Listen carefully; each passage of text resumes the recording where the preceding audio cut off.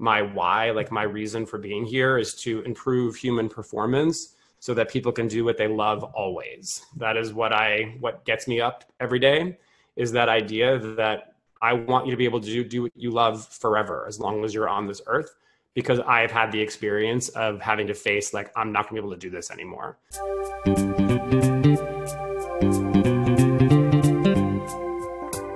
Hi, and welcome to the Innovative Mindset Podcast. I'm your host, Isolde Trachtenberg. On the show, you get my conversations with peak-performing thought leaders, entrepreneurs, and creatives. Every week, you can get their secrets so you can raise your game too. Today's episode is going to knock your socks off. You're going to learn how your brain and body work together to either get in your way or help you succeed. DM me at @IsoldeT on Instagram with your biggest takeaway. I'd love to hear what you're thinking. And now, let's get on with the show.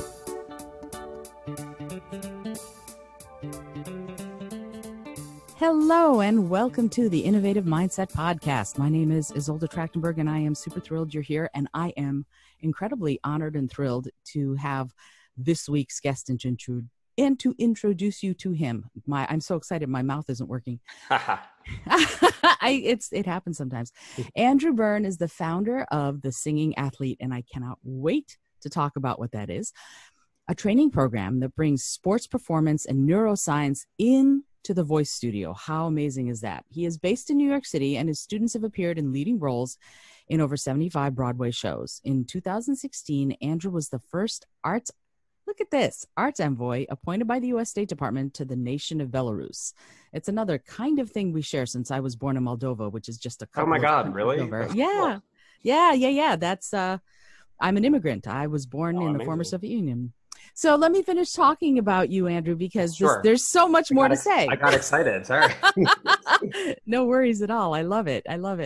So, twice named New York City's favorite vocal coach in Backstage's Reader Choice Award. Now, that's a big deal because Backstage is the performer's sort of format. So, he's the performer's favorite vocal coach. You got to remember that.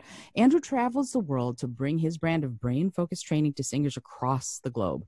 In 2016, he was appointed by the U.S. State Department, as I said, as the first envoy to the nation of Belarus, and he led the inaugural Russian language production of Next to Normal. Now, what's really interesting, Andrew, do you speak Russian?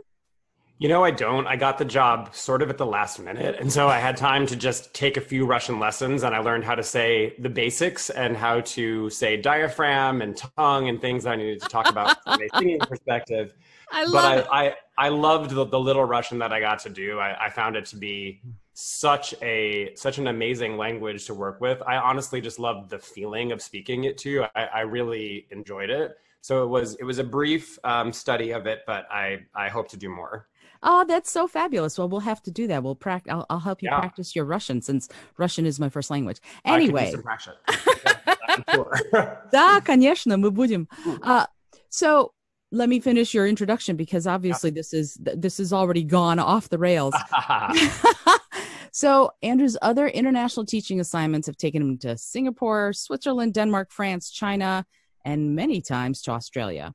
And this is something really cool that Andrew and I share, aside from both of us having grown up in Michigan, because Andrew's enjoyed 4 teaching residencies in Canada, close to Michigan, and then served as guest faculty at the University of Michigan Musical Theater Department, where I graduated from. Not the musical theater department. I was English drama, not musical theater, but it's so cool and wonderful that we share that. So officially now, Andrew, welcome to the show. Thank you so much, Isolde. I'm so happy to be with you today. I'm so excited to have you here, because you are a true educator. You help people achieve their dreams, and I think that's what an educator's role is. But before we go into what you do, I'd love to talk to you a little bit about your arts education. What got you started in singing and eventually combining athletics and singing? But can you talk a little bit about your early arts education and exposure to theater, singing, musical theater, art in general?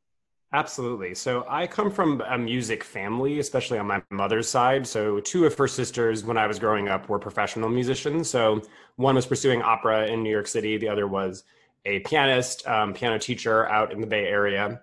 And so I grew up being surrounded by classical music. That was just part of my life. My mom's father was a very active amateur musician and played a lot of instruments. And so my brother and I, my brother's also in music, we had a ton of exposure to that when we were young. And I think that that really led both of us down the path of pursuing it as a lifelong study.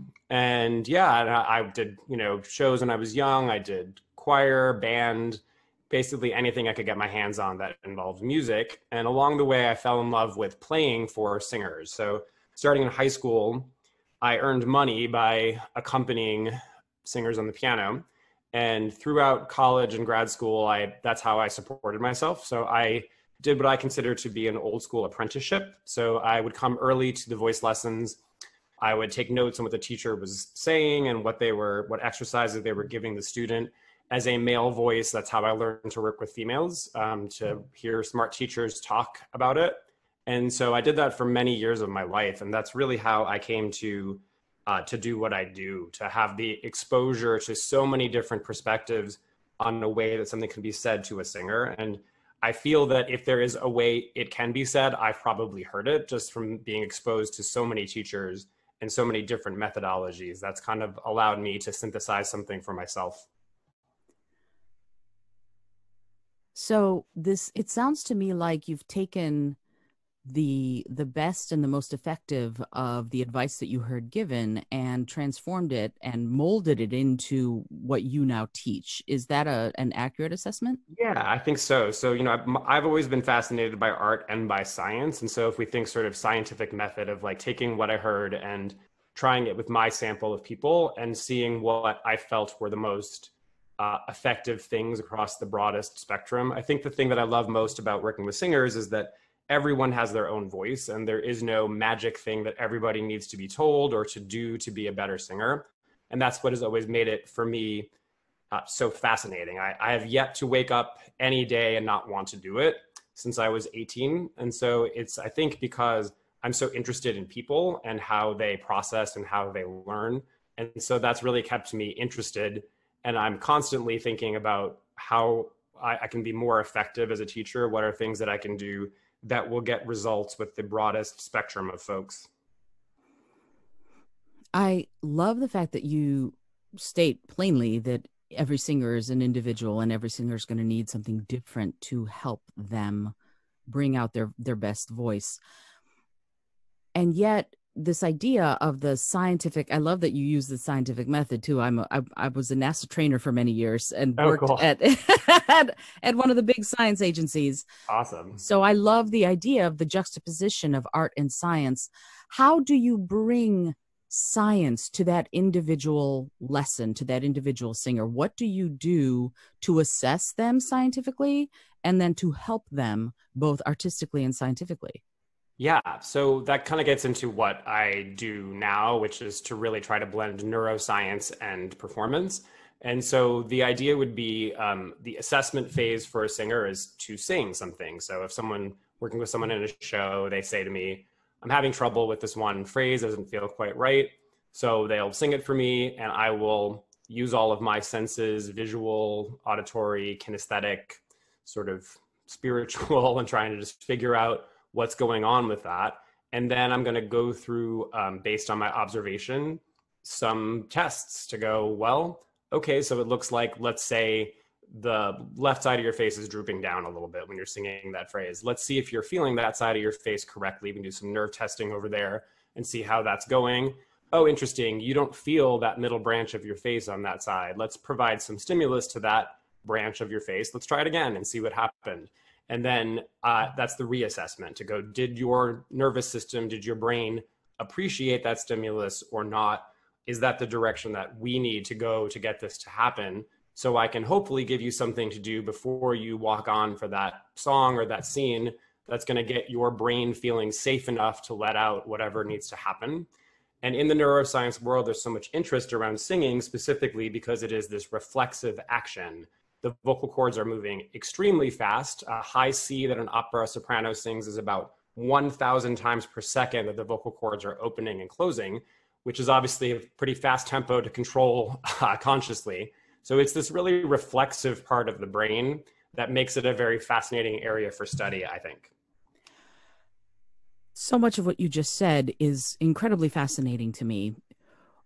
And I'm going to try and remember everything that you said so that I can actually ask the questions. So, when you test someone's face or something like that, when you're testing for a neural response, how do you do Yes. that? What are you doing to test it? Yeah, so my training has been through a company called Z Health, which is a company based in Las Vegas now. They were in Phoenix till recently, and so it's a company that teaches what's called functional applied neuroscience. So that is, it's a company that focuses on working with athletic trainers, so working with Olympic athletes, and trying to get them to have the best experience they can in their athletic endeavors.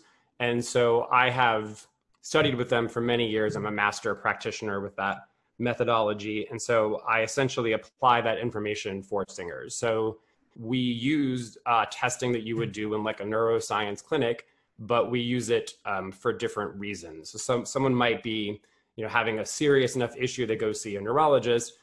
We're using it for less severe situations, but knowing that big things come from small things, meaning that if you have a little deficit, say in your trigeminal nerve in your face, which is what that example I gave is, you want to know that. You want to know that, oh, I don't feel that very well over there. And knowing that that stuff is changeable because the brain is constantly changing and learning, and you can affect change in almost any system. But first you have to know that it's happening. And so that's where I come in as your coach to go, interesting, this is a deficit that you have. Let's work with it and see if that's unlocking anything for you. And if it is, great, I'm going to give you homework around that. And over time, look to see that function improve in whatever we have discovered together. Okay, so you give exercises, things like that for Correct. but if you're in a situation where the person's about to go on stage in a little while and they're having trouble, what would you Yeah. do immediately to stimulate? How would you stimulate that nerve or that part of the face or whatever the Yeah. issue is? We can keep going with that example. That works really. Sure, sure. So let's just say that's what's happening. Let's say someone has something down on a side of their face and that's affecting their voice. So before they walk on, I would probably use some kind of sensory work for them because the brain is a sensory experience. It is uh, sensory before motor in terms of how food gets into the brain. So air, oxygen, carbon dioxide balance, and glucose that is extracted from food, the way that enters the brain is first through what's called the somatosensory cortex and then into the motor cortex. So we can surmise that in many cases, sensory stuff is as important, if not more than motor, than movement. So I would be testing different sensations on that person's face. There are things like light touch or vibration or hot or cold. You can do what's called sharp and dull, which is taking something like a retracted mechanical pencil and you can tap the sharp end and the dull eraser end onto your face. So let's just say it was light touch was helpful for that person. When they did that, they improved. I would have them backstage doing a little bit of light touch, a little bit of just light scratching on whatever part of their face wasn't likely to stay awake.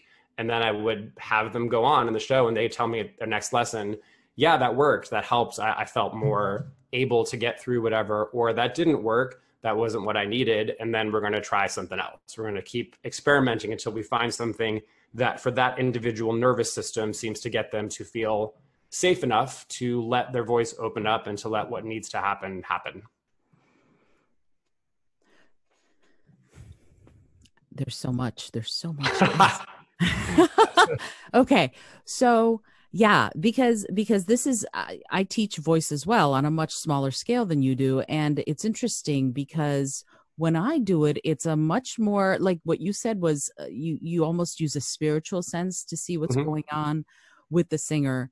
And it's almost like a perception Yeah, sure. activity when I'm watching a singer. Right now I'm teaching singing classes online and Yeah, I'm watching singers sing and I'm seeing, they're not right there, so there's a right, one layer of sort of beyond what you can actually do with not being there. The tactile sense is not actually present, right. but that perception, that perceptive sense, that kinesthetic sense, that it has to be really wide awake. And so I would Mhm. love to ask you, when you are sensing that sort of spiritual aspect of what they're doing, how do you translate that into the science of how you're going to help them?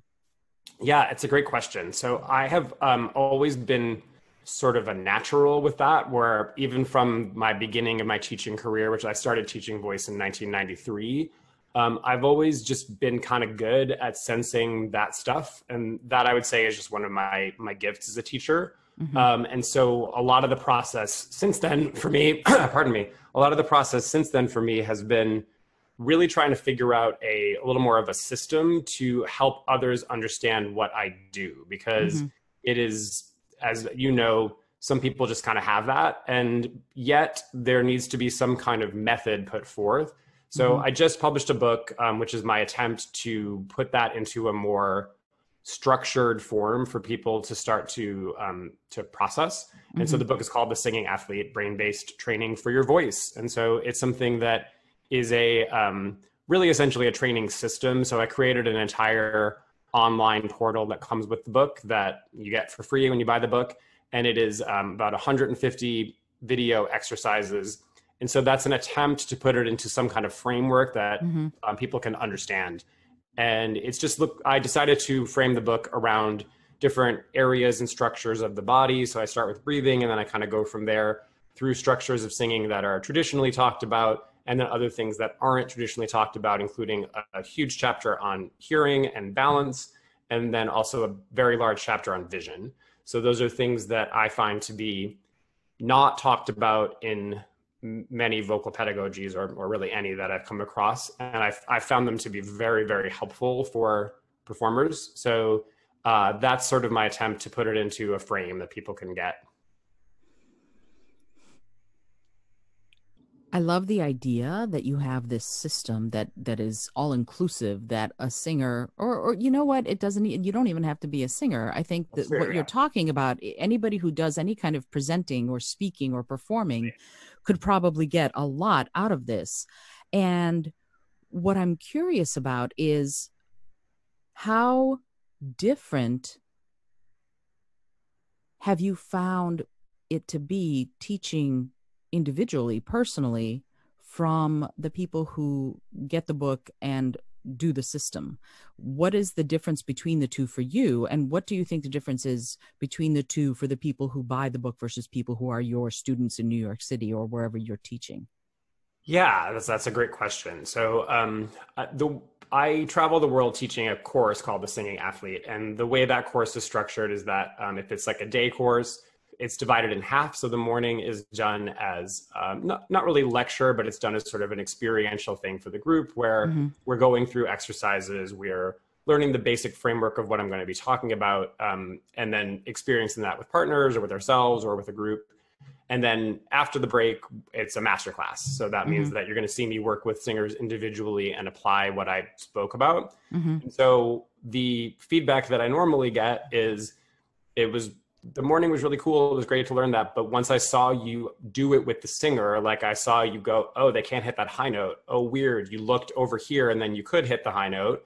Then that starts to really get people to buy in to the idea of this, as you said, a more inclusive look at voice training, Mm-hmm. realizing that really any body system could be having an effect, because these nerves are more jumbled together in our brain than we might think. And we tend to look biomechanically at the body to go, oh, your larynx is doing this, which is not an invaluable perspective. But if that doesn't fix it, then you have to go, well, there's something else going on, and there might be a higher order system that is not allowing you to do whatever you're supposed to be doing with your larynx.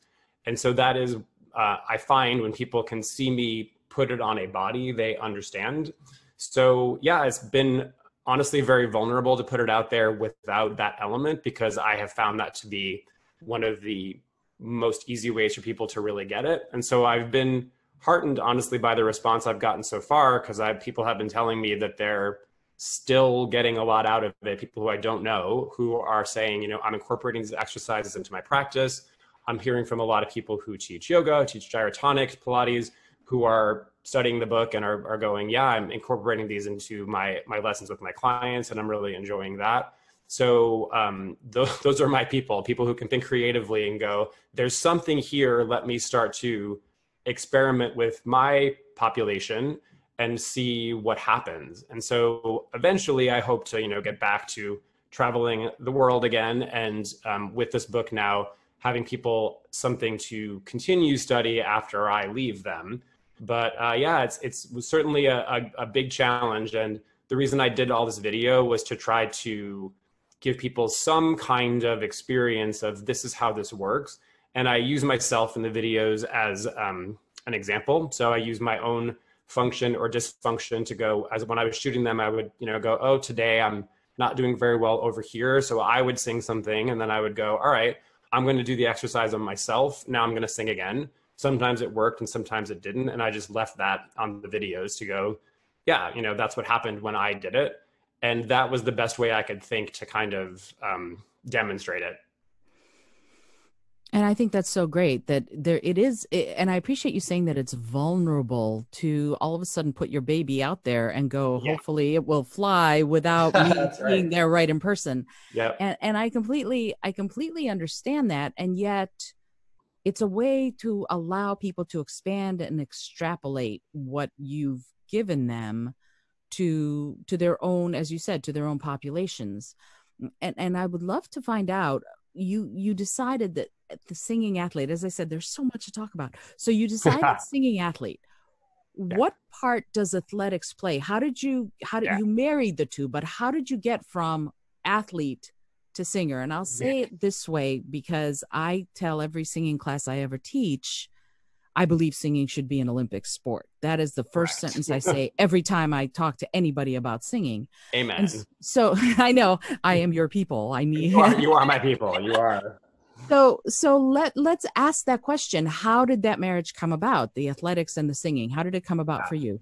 That's a great question. So it started for me over 20 years ago. So I was when I was in college, having terrible performance anxiety, and I was working with a great teacher who didn't know much about the body, but had some really good instincts. And they had just installed a Pilates reformer studio in my school. And she said, I think you should go do this. And I did, and I stopped having performance anxiety, which I did not understand at the time, but just knew that it had fixed something and never had it come back. And am now able to perform piano, voice, anything with no visible symptoms like that. And what the teacher had never asked me about was that I had an inguinal hernia when I was 4. And so I had it repaired, obviously, but I was 4 and I looked like I moved fine. So no one ever did any rehab for me on it. They were like, you're good, you're all set. And I was not fine in that area. I had a lot of reduced sensation in my left abdominals, a lot of reduced strength in my left abdominals. And now, having studied brain and the vagus nerve specifically a lot, I understand why I was having terrible anxiety when I performed, and why just doing simple exercises on the reformer all of a sudden made me not feel nervous anymore. And so that is really where it's the idea started to crystallize for me, was there's something to this physical stuff. And then along the way, I became a successful pianist in New York.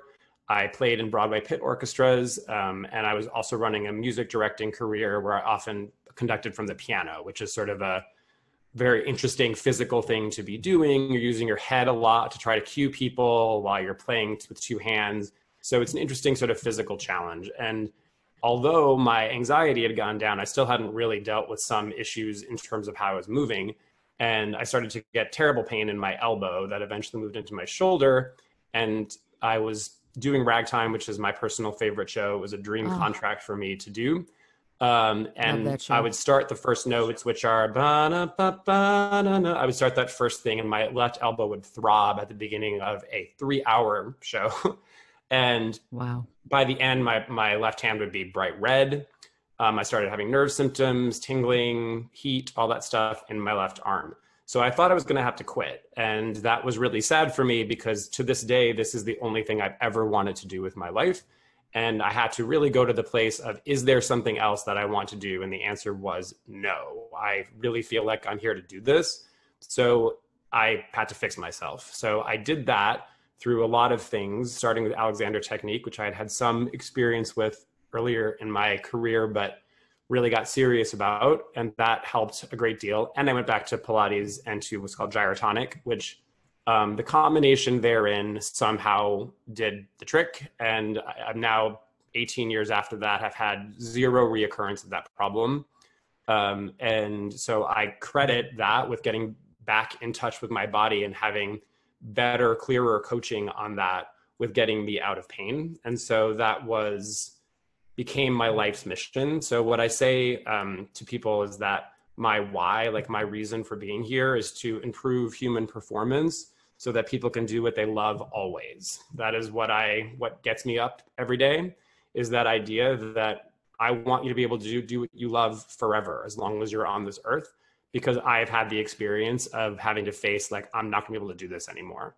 And it's feeling very emotional to talk about that today, honestly, because so many people that are in my life can't do what they love right now.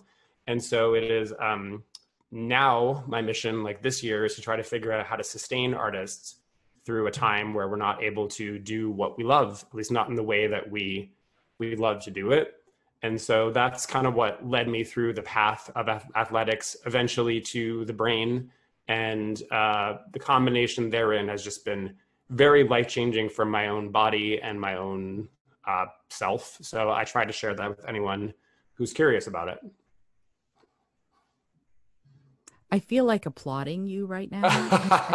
I feel like that's something that I should stand up and cheer. Because I mean, what a wonderful mission. And Ragtime is one of my favorite shows. Also, amazing. Do do do do. I know, right? And immediately I start weeping. Chills as soon as I hear that theme. I know, and it's so funny. It's a trigger for me now. That from the beginning to when Mother says, "Please take Miss Sarah inside." Boom. Oh God! Just weeping. I could cry right now just hearing that. Yeah. Absolutely. And I love what you said about the mission, about figuring out a way to sustain artists right now. Especially, we're in a situation where it's Broadway, for example, is dark through the autumn and into the winter. And I would love sometime, I'd love to have you back to talk about this idea of sustaining artists. Yeah. What are your, real quickly, because I know we have so many other things to talk about. What are your ideas about that? Do you have any right now that you're pursuing? Yeah, I do. So, I mean, for years, I've been developing online resources for singers, for the simple reason that, as you said at the beginning, I grew up in suburban Michigan. I had good voice and piano teachers. They were great, but you know, when I went further and worked with others, I was like, so there were some things that could have been better about my music education growing up. Mm-hmm. And so I started to create online resources about 5 years ago, very seriously, for that reason, for like 10th grade me to go, if there was someone out there living somewhere where they don't have access to a world-class training situation, at least this is a way to get some of that. It is never going to be a substitute for, in my opinion, live lessons, because as you said, there are things that we do as singers that are really only perceivable as a live entity. And that is why I feel very strongly that live performance is coming back as soon as it can come back. This is not the kind of thing where now we just do everything online, because it is a different neural experience to be with a live singer than it is to hear someone through a speaker. And so but this is an opportunity to reach more people. So I have what's called an online studio, which is just a sort of giant compendium of resources. It's vocalizing, it's videos that I take you through various exercises with. It's giving you a chance to explore different kinds of music. And so that is one of my projects that I have already up and running, but I've spent some time this year trying to make it even more accessible and user-friendly for folks. And then my book comes with this website, thesingingathlete.com. And so I've created a few new classes there. I got really interested in solfege recently and studying the brain, because solfege is such a cool way to go across from left to right brain. It is associating a note with a word, essentially, or a sound. And I became re-fascinated by that in this situation, where it's something that can easily be taught and worked on in a Zoom lesson.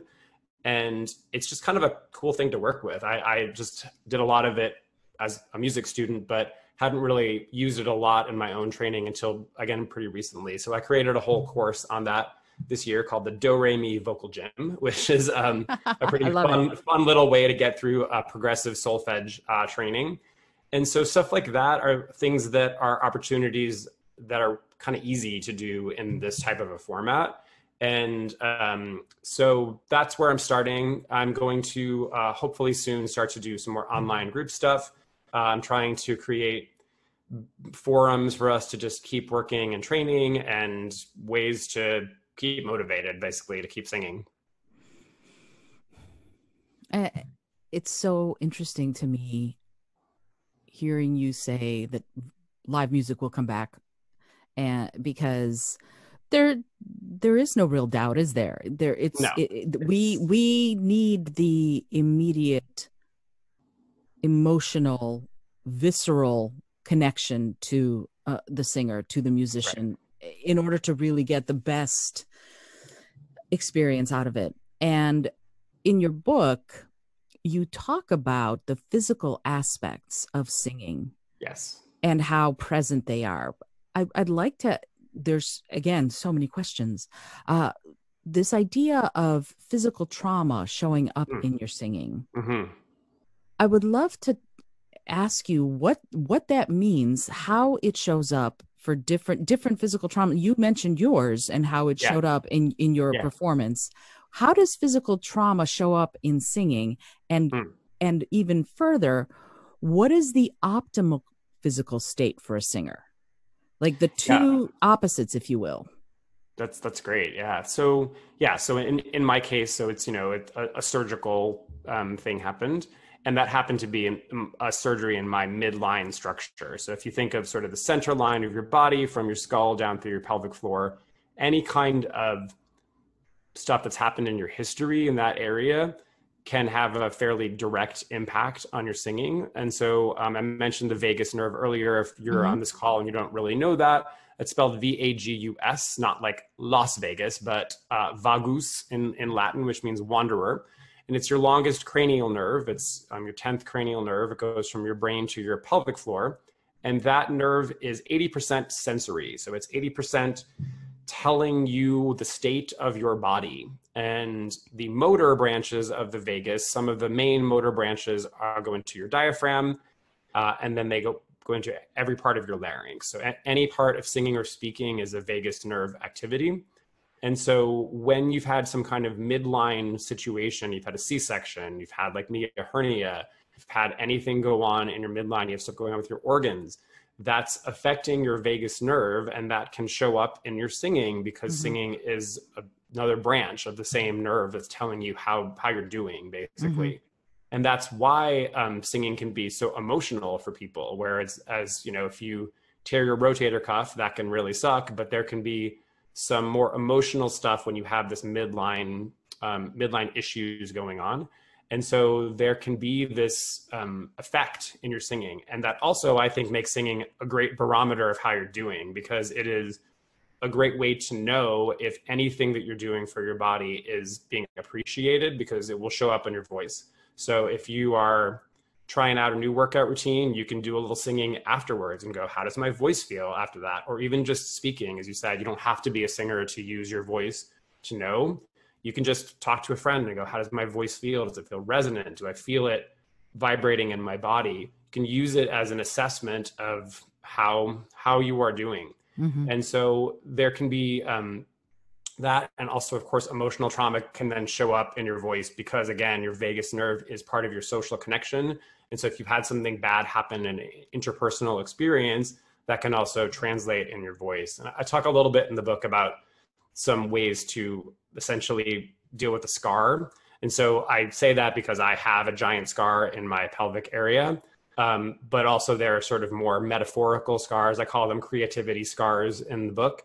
And so I suggest some exercises that some very smart trainer friends of mine have used for essentially emotional rehab a little bit. And that happens a lot with our vision and with our inner ear, because those areas of the body are so instinctual and so old. We start to have this inner ear form even in utero. It's by about 5 months in utero. It's basically already what we have when we come to be adults. It's the same kind of, it's bone basically when we're already still in the womb. And so these are very instinctual parts of the body. And so they can be very fascinating to train and to see what happens to you from a vocal standpoint, but even from how you feel, how your emotions kind of track as you do those exercises. Fascinating. You mentioned the inner ear. Yeah. And I know that you devote healthy chunks of the book to things that might seem a little odd. Yes. You know, and just as a thing, for Yeah. example, I can understand breath, and I'd love to talk to you about breath Sure. and singing. And then, you know, hearing, I can also understand. Vision is a little bit, how does Yeah. it relate? And tongue. And so can you talk a little bit about the different facets that you decided to focus on, what their importance is and how they affect singing? Breath, vision, the vestibular system, Yeah. hearing, tongue, just throw it all at me, because Totally. this I is got so it. fascinating. I think I can wrap that into one thing, actually. The basic idea of the thesis of the book is that in the brain, there is this thing called the brain stem, which is part of your brain that connects your spinal cord to the rest of your brain. And that is where the reflexive actions of voice they come out of that area of the brain. And so that is where, again, I mentioned your cranial nerves. So you have 12 of them. 10 of them are in your brain stem. And so the idea would be that nerves that fire together wire together. So if there are neighboring structures in your brain, it might look like, say, your eyes are kind of a good distance from your vocal cords. But then you look at it from a neural standpoint and you go, well, actually, they're all kind of tied together in there. And so to give you a couple examples, so if we use vision, so our cranial nerves, we have 4 of them that control our eyes. They're numbers 2, 3, 4, and 6. And then nerve 5 is called your trigeminal nerve. And that is the nerve that controls vibration in your face. And it also controls a good portion of your tongue and your jaw, structures that we more could think are related to singing. Specifically, if you know the term placement as a singer, people will say, you know, place it here. That is really a bone conduction. It's really a resonance that you perceive in your face or your skull. And so that is controlled by your trigeminal nerve, nerve 5. And so if someone has trouble with quote unquote placement, you could also think, interesting. They have myopia. They don't see well close. They have astigmatism. They have an interesting thing where when they look up to the left, every time they start to tear up or their eye turns red, or they avoid doing that. Their neck does that instead of their eyes doing that. And that can be affecting your trigeminal nerve. It can be affecting your placement, affecting the movement of your tongue and your jaw, because the eyes are so important. They are how we stay out of danger. And to pull it back to your previous question, what is the ideal state for a singer to be in? In my opinion, the ideal state is to have the level of threat be low. And so threat, as we would define it, would be anything that your brain thinks is dangerous. It can be an actual danger or just a perceived danger. It can be treated the same way by your brain. And so vision is a great way to assess threat. If you're out in the park and you see a dog run into your field of vision, you will reflexively look at that dog to go, is this a friendly Labradoodle or is it a hungry wolf? You will jump to it. And if you've had stuff happen in your life and then bad things happen when you looked a certain way, your brain can avoid ever looking at that. An example would be if you were in a car accident where you were rear-ended, if you're driving in the US, the last thing you'll probably do is look up into the rearview mirror. So you would probably, in the US, look up and right before the boom, you get hit. And so what can happen is your brain can go, something really bad happened when I looked up and right. I don't ever want to have that happen again. So I'm never going to do that. And then I stop letting my eyes go to that quadrant. And then my neck starts to do it for me. And I get lots of funny things going on in my posture, lots of pain because I am not using my eyes correctly anymore because I've had a trauma in that area. And so part of the idea of the book is to do some vision exercises to make sure that you are using your eyes, both of them, the ways in every way that they should be used. They are muscles that move the eyeballs just like any muscles in our body, and they're trainable.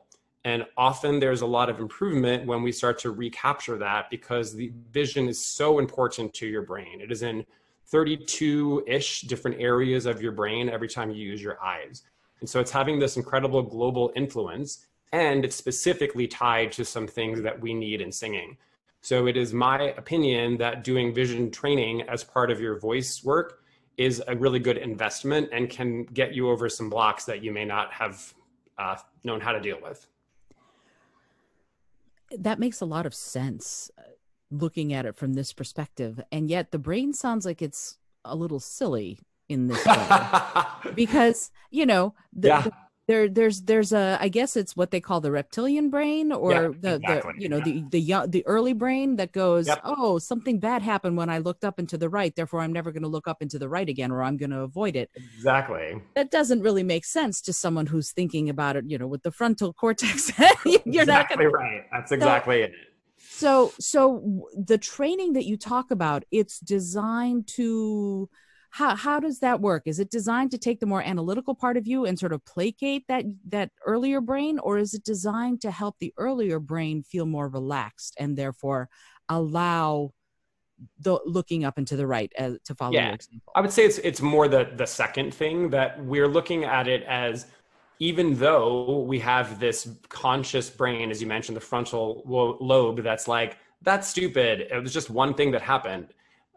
A lot of us, the vast majority of us, is devoted to survival, to keeping us alive, not tomorrow, but right now. Mm-hmm. And so most of our brain is really doing that all day long. And so we have this consciousness that we go, well, on a cognitive level, I know that that's a silly thing, as you said. But below that, there's this large part of your brain that's like, yeah, but what if? And so we have to find a way to talk to that reflexive part of the brain that's trying to just keep us alive. And so, yeah, we're looking at that as a trainable thing. It's sometimes described as like sitting on an elephant. So if you think of like you're riding an elephant, you're like, I'm in charge of this elephant. I got it. I'm up here. But if that elephant decides to go into that lake, you're not going to be able to stop it. And so you can think of it that way, as like, I'm trying to train the elephant a little bit to go, there is all this very subconscious stuff going on. And there are ways to get into that part of the brain stem, as I'm describing it.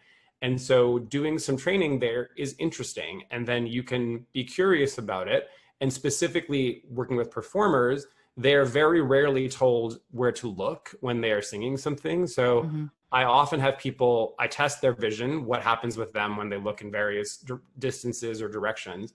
And then I will say to them, well, okay, when you get to this section of the song, look here, find something to look at. That's that direction. So I have people use the exit signs a lot in theaters, or use objects on the set to give them a focal point that for their brain reduces threat and makes them feel safe. And so that is what we are trying to do. And then also long-term, we're trying to rehab anything that the silly brain has been like, I'm scared to do that, because it will eventually shift out of that. If you go, let's just take the rear-ended example again. If you keep spending a little part of every day looking up and right, eventually that silly part of your brain will be like, oh, it's okay. We've done that like every day for weeks. Like, it's actually fine. I don't need to be so worried about that anymore. You just need to convince that survival part of your brain that it is all right. And that is what training is about. It's being diligent and insisting to that reflexive part of your brain that it's fine. Okay. So you said that after a while, the brain will go, oh, it's okay. Yep. What outward sign in the singing voice happens to tell you that you're improving? Like, How do you tell? Yeah, it's a great question. So in our throat, we have what's called constrictor muscles, pharyngeal constrictors. And so their job is to close when we are swallowing, to send food down the esophagus. So when things and not the trachea, not the trachea, correct? That's the wrong pipe. And so when we're singing poorly, those start to turn on, because they're part of threat, part of what's called the sympathetic nervous system, fight, flight, or freeze. And so when things are not going well with someone's voice, it will start to sound like, and it will start to have this sort of squeeze quality, as we would describe that. Mm-hmm. So these, there are not muscles in the pharynx to quote unquote open the throat. It's sort of a state of having the constrictors off when that's happening. And so you would know that you've entered a threat area of your voice. Let's just take this example again of the eyes. So I look up and right when I sing, or I'm staged to do that, which often happens for people who come to me who say, I always hated doing this song in the show. And then I test their eyes and they go, oh, interesting, because I had to look that way when I was doing that song because of the way I was staged. And so let's just say, you know, you're staged to look up and right and you've had this bad car accident. So you look up and right and all of a sudden your voice is like, ah, and it's closing, it's cracking, whatever, not going so well. I'm constricting when I sing. So then over the course of a few weeks, I'm going to do exercises into that quadrant of my vision. And to give a quick example, you can do it by holding your eyes up there, what's called a gaze stabilization. You can do it by tracking objects up to that area, called a smooth pursuit. You can do it with a quick flick up to that area, which is called a saccade or saccade in eyes. This is all in the book, so if you want, I'm going fast, but basically there are ways you can start to get into that quadrant. And then you would do that and you would sing whilst doing that a little bit every day, that quote unquote hard phrase of your song. And if you're doing the right kind of training, you're going to be like, oh, interesting. Now I'm looking up there and it's not causing my throat to close anymore. So I've done enough reps, enough training in that quadrant that my reptilian brain has decided that that's not so dangerous after all. And I've spent some calories in my brain to create this new habit.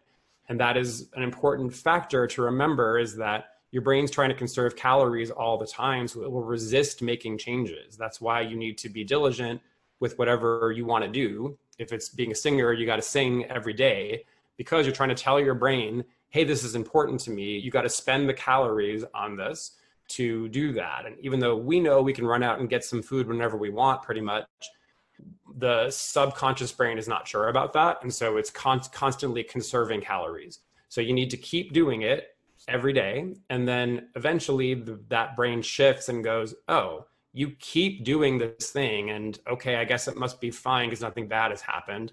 We're going to stop constricting your throat now because we've concluded that this is no longer a dangerous activity. It's not a threat to our survival. And then we're going to remove that habit of closing the throat because we have learned that it's not such a bad thing after all. That's so interesting. You called it constricted. I call it pinched. My voice sounds pinched when I feel stressed. If I'm trying to sing and I feel stressed, or even if I'm speaking and I can tell when I'm speaking and I'm stressed, everything sounds a little more pinched, closed. Correct.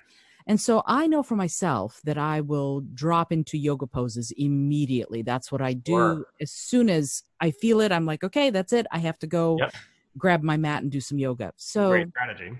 It's lots of trial and error, and it's what works. So let me talk to you about that. What are some good habits for singers and speakers too, who want to have a practice of improving and giving benefit to their voices daily? Can you give a few good practice habits? Yeah, I'll use myself because that's the easiest way to go with this, I think, because really anything that I wrote in the book could be your magical thing to do. But I'll tell you a couple things from myself. So I have my hernia was on my left side. So it's a left inguinal hernia.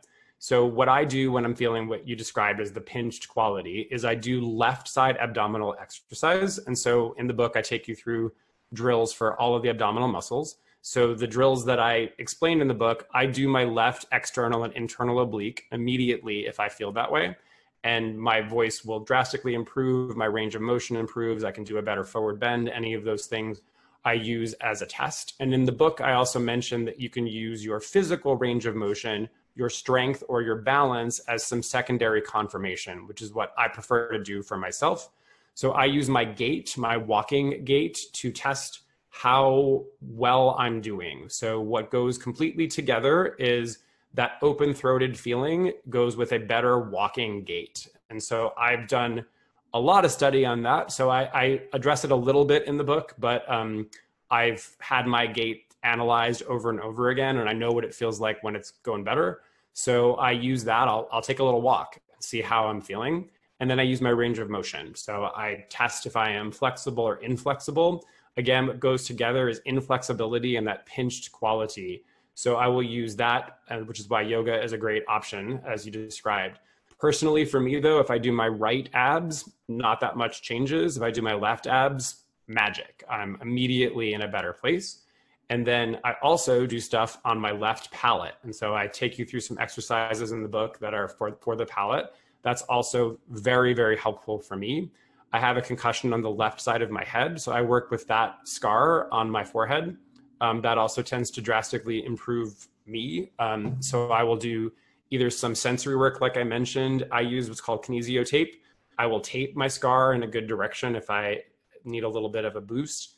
And I explained in the book and showed videos of how you tape something if you're curious about that. So those are some drills that are magic for me. Another one that I will say, because it's really related to the conversation of the pinched throat, that's very simple, is building carbon dioxide.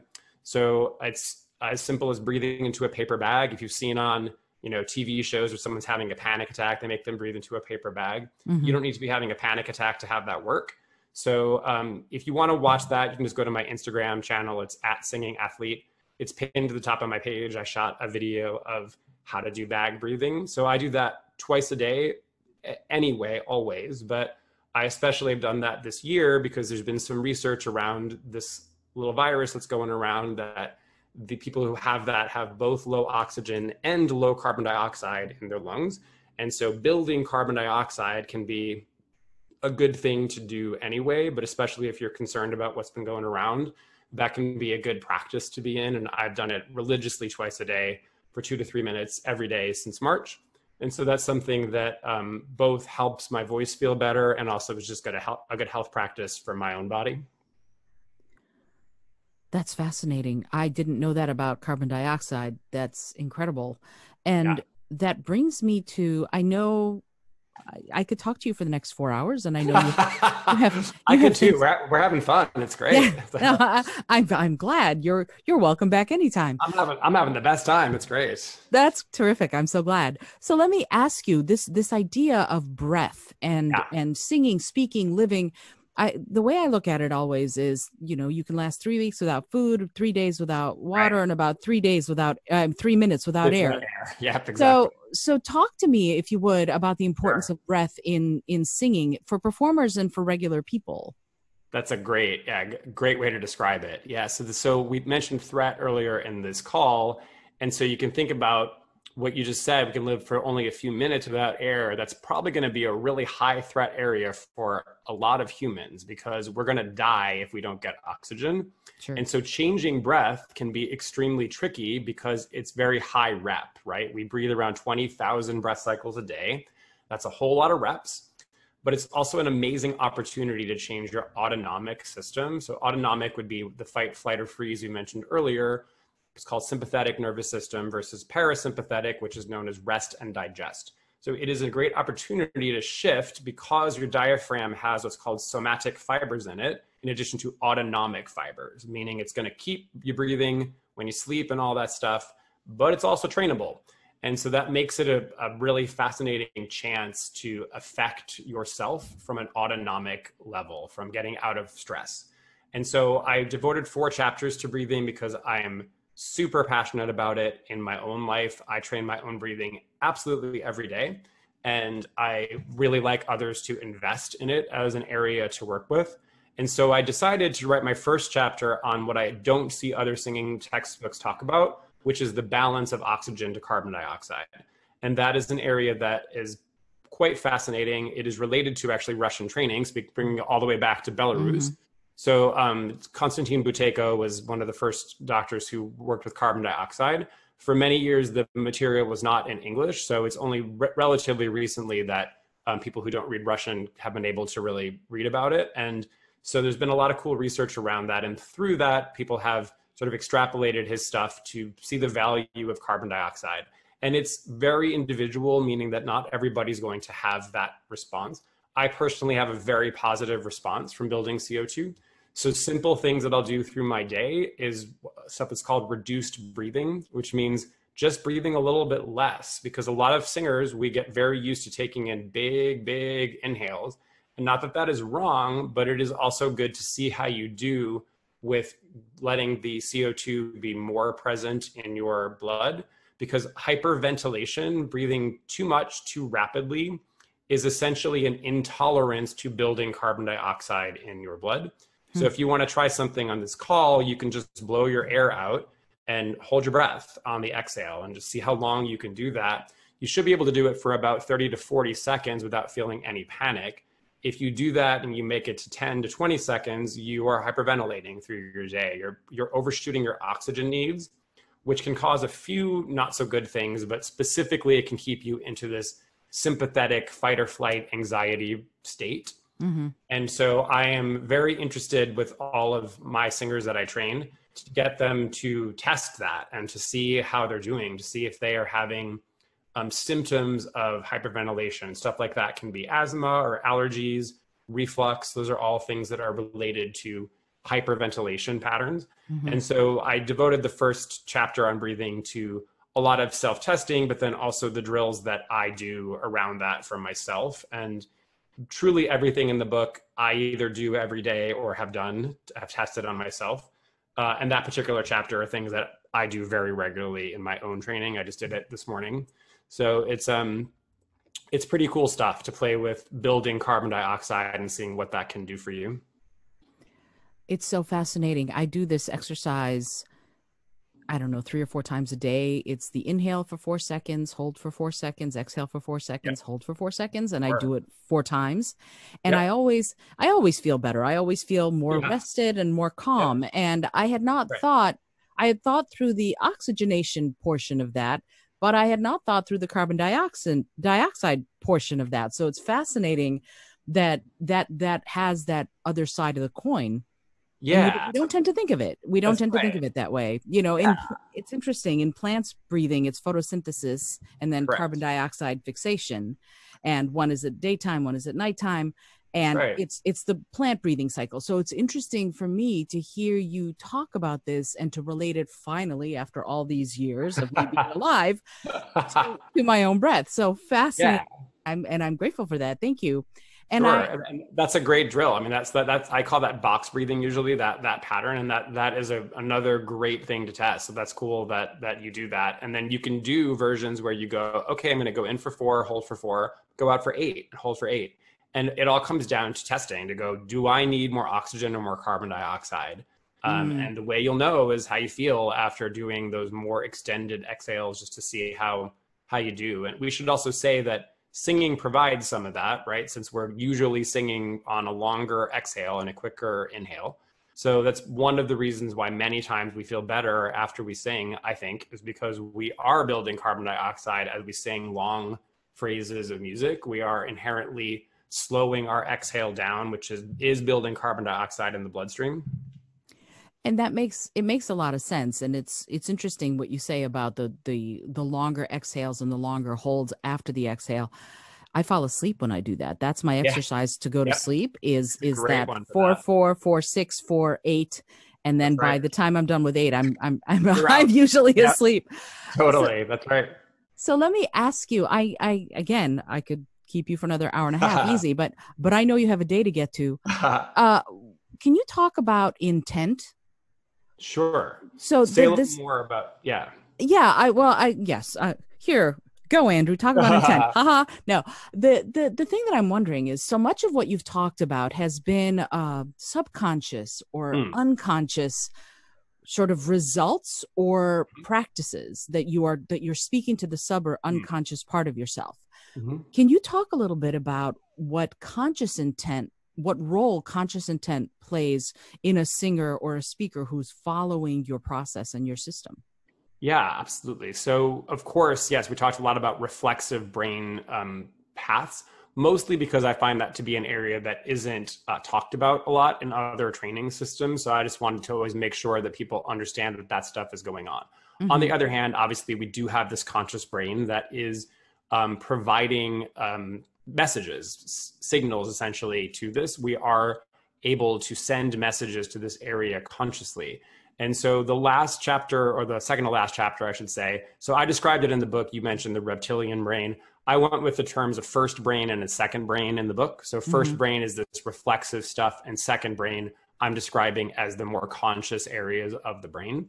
And so, yeah, that is very trainable stuff as well. And I chose in the book to break it down by lobe of the brain. And if you're not a big brain nerd like us, so there are 4 main lobes and a fifth one that can be considered separate. So they're frontal, temporal, parietal, occipital, and then I chose to also use what's called the insular lobe of the brain. And so when we're dealing with intent, when we're creating a plan, we're creating an action, we are doing that in this conscious part of our brain, especially the frontal lobe. And so there are some cool things with the frontal lobe, especially around stuff like chronic pain and depression and anxiety. So there's a particular part of your frontal lobe called the big word here, dorsolateral prefrontal cortex. And that part of the brain has been shown to respond positively to task switching. So one of the things that I try to get people to do in their intent is to vary their singing styles and their material. So I really like singers to work with different genres and different styles of music. Even if you think I'm a rock singer, I love it if you'll study a classical piece. If you're a classical singer, I love if you will study a rock piece, because it can be really good for that part of your brain. And that is a part that I wish I had known about back in the day, because I had a lot of chronic pain and then I got a lot of depression. And that probably resulted in some less robust use of this particular part of my frontal lobe. And so having more variety in your training and having more switches can be really, really useful. And that is where a great teacher comes in, which is why a teacher's jobs are not going away, because we need somebody to give us novelty. We need someone to do something a little differently every time. And if you just do the exact same lesson all the time, you're eventually going to get bored and this part of your brain's going to kind of shut down. So you need a little bit of stimulus, something new, a new way to hear something, a new way to work with the same concepts. And all great teachers are finding ways to do that, to wake up your brain just enough to give you that that signal that you need to get to your next level of motor control, of being able to use your voice properly.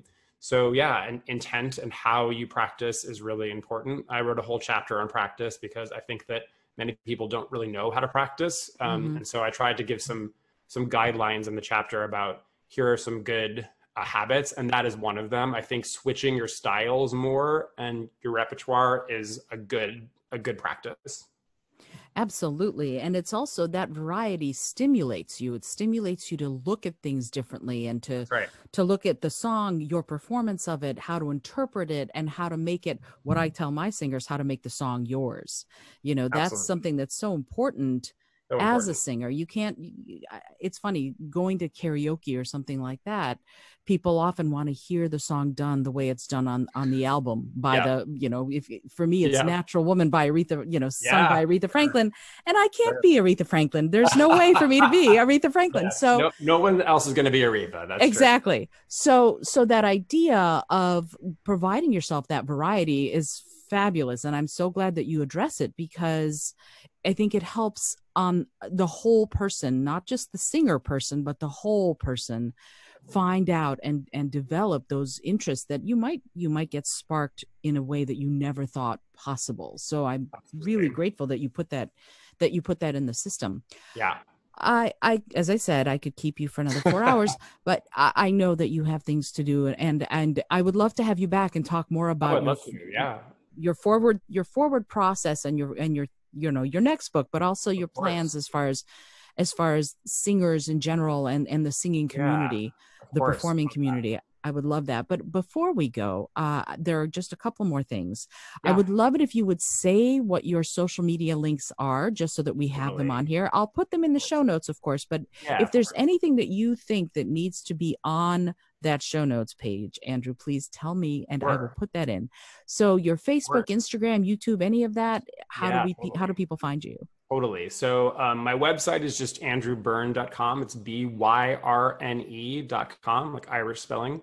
thesingingathlete.com is where you get information about the book, and you get the video guide that goes with it, as well as a whole bunch of other cool classes, many of which are free. So as Olga just mentioned, that I'm really trying to keep us all going. So I put some free classes up there with vocalizing patterns. There's a warm-up for legit singing, one for pop rock singing, and one for mixed belt singing. So if you want to try some new exercises to get your dorsolateral prefrontal cortex going, you can go there. Yes. And do that, thesingingathlete.com.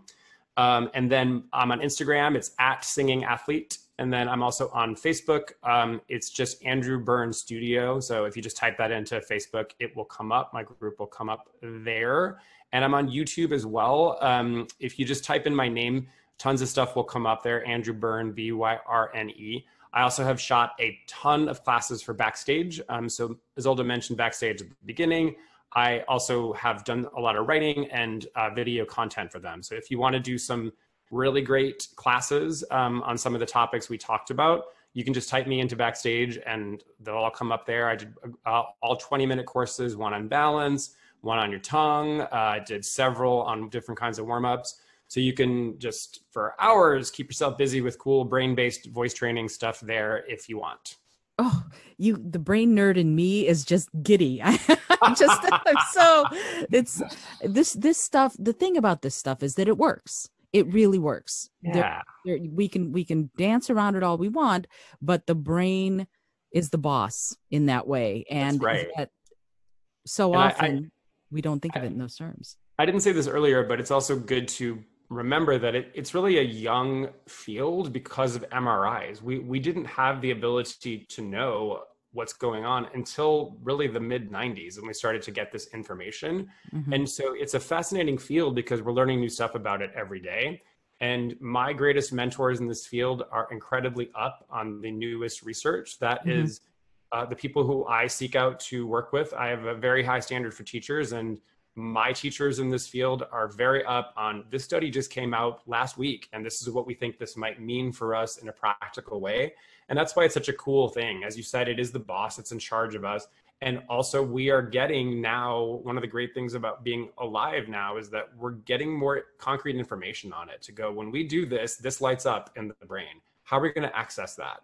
And that makes it a very fertile area to be doing research and thinking about, because it is really changing by the day. Absolutely. And the thing about this field of research and study is that once you have a thread, it's amazing how many different areas you can then access. Right. To follow. It's like solving a grand mystery. And yep. And again, the brain is the boss. So it's really it is so incredible and so inspiring, because there are certain things I think that we haven't given credit to in ourselves, our incredible abilities that our brain gives us when we need them. Totally. And that's something that we can control, and that's something that we can improve. And The Singing Athlete is one of the books and systems that's going to let you do that. So bear that in mind. So Andrew, I have one last question that I ask everyone who comes on the show, and it is a silly question, and yet I find it's often quite profound. Here is the question. But before I ask it, actually, I want to thank you so much for joining me on the show. Such a wonderful experience to hear you talk about something that I adore. And it's, in such an eloquent and articulate and obviously knowledgeable way. So I'm so grateful to you for spending the time. Well, thank you for having me. It's been just an absolute treat. And as I said, you are my people. So it's so nice to get to talk further with you. And I just had a great time. Oh, I'm so glad. Yay. And as I said, you're welcome back anytime. I'll come back. Perfect. No so here's the question. If you had an airplane that could skywrite anything for the whole world to see, what would you say? I am going to go with my gut. And this is really based on right now in our life, but I would just have it right. Keep singing. You are my people. That was the first that came to my mind. So that's what I'm going to say. Keep singing. Keep singing. That's it. That's all that needs to be said. I think that's wonderful. No, seriously, because I say that at the end of every class I teach. That's what I tell every student, every organization I work with. keep singing is usually the keep breathing, keep singing is what I say, but keep singing. Yeah. So yes, thank you again, Andrew. I'm so grateful, and what a delightful conversation. I'm so excited to share this out. If you liked what you heard, get in touch with Andrew, get the Singing Athlete. You need to know more about this. And not just, no, but seriously, not just if you're a singer. You do not have to be a singer, I think, to get the benefits from this system. And that's something that I sound like a commercial right now, but think about it. Think about the idea of training your brain to really be the sort of benevolent boss that you want your brain to be. Think about that. Think about working with your brain instead of wondering what the heck is wrong and not being able to figure it out. So please, find Andrew Byrne, look at the Singing Athlete, at the very least, go and get to some of those amazing classes that Andrew has made available. And I have a feeling you're going to want to know more. I want to thank you so much for joining us for this incredible conversation. I'm so inspired to go sing now, which is fabulous. Yeah. And if you like what you're hearing, do me a favor, leave a review for the show and let Andrew know you've figured out how to find him now at Singing Athlete. Find him, follow him. Obviously, you're going to learn a lot. Until next time, for the Innovative Mindset Podcast, this is Isolde Trachtenberg, and I'm going to say, keep breathing, keep singing.